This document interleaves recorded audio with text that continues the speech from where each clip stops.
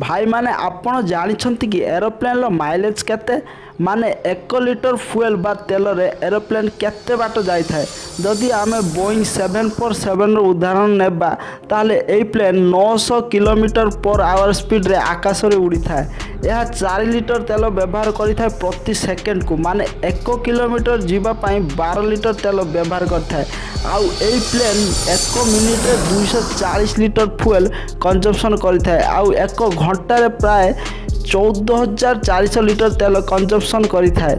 Boeing 747 थर new Delhi रू America जीवा पाई प्राय 13 घंटा समय लगे। तो एति समय ये पाखापाखि 1,87,200 लिटर तेल कंजम्पशन करिथाए। जदि आमे 1 लिटर तेल रे एरोप्लेन केते बाट जाउची हिसाब करिबा तो मात्र 83 मीटर बाहर जहाँकि होची एरोप्लेन माइलेज।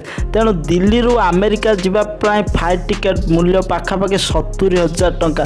जदि भाई माने मु बुझेकी कहबी तो जेमिति रॉयल एनफील्ड 1 लिटर तेल रे 30 रू 35 किलोमीटर जाई था, सीबी साइन जेमिति 60 रू 65 जाई था, तो सेमिति एरोप्लेन 1 लिटर रे 83 मीटर जाई था। माने 1 किलोमीटर जीवाई ताकू 12 लिटर ही तेल व्यवहार करने पड़ी थाए।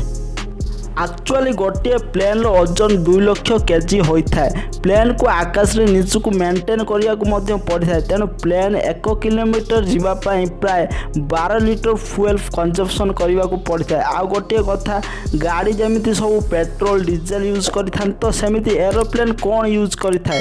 तो आपण मान को कहि देउछि कि जे एरोप्लेन फ्यूल हिसाब रे एविएशन फ्यूल व्यवहार करि थाए। एई फ्यूल गुड़िकर दाम 1 लिटर पिछा पाखापाखि 40-50 टंका होता है, जहाँकि पेट्रोल और डीजेल तुलना बहुत कम।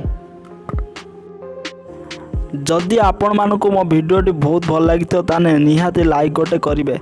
अनेक रहस्यमय और अजଣା कथा जानिबा पई मो चैनल टी को निहाती सब्सक्राइब करेंगे और पाखरे थिबा बेल आइकन को प्रेस करी ऑल नोटिफिकेशन को सिलेक्ट करेंगे, जहाँ फल मोर नुआ नुआ वीडियो आपण माने सर्वप्रथम देखि पारिबे।